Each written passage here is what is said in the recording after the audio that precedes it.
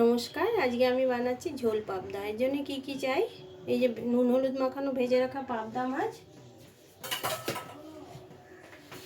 লম্বা করে কেটে রাখা আলু, আর এটার মধ্যে আদা, একটা টমেটো আর কাঁচা লঙ্কা একটা দিয়ে বেটে রেখে দিয়েছি।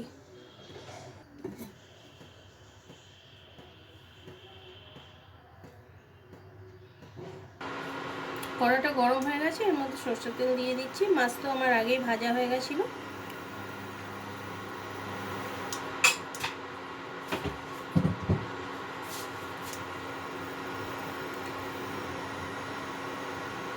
একটু গোটা জিরে ফোড়ন দিয়ে দেবো।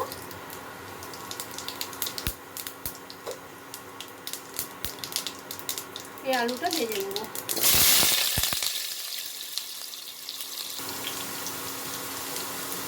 নুন দিয়ে দেবো সামান্য,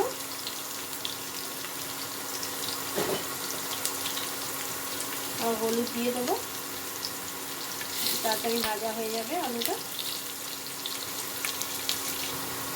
এর মধ্যে আমি টমেটো, আদা, কাঁচা লঙ্কা বাটাটা দিয়ে দেবো।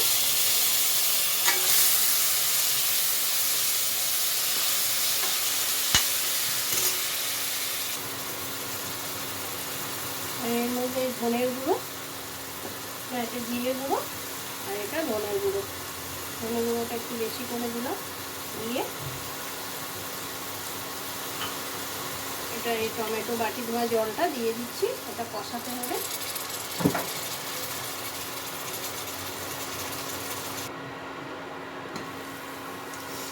মশলাটা কষানো হয়ে গেছে, এবার এর মধ্যে আমি জল দিয়ে দেবো ঝোলের জন্য।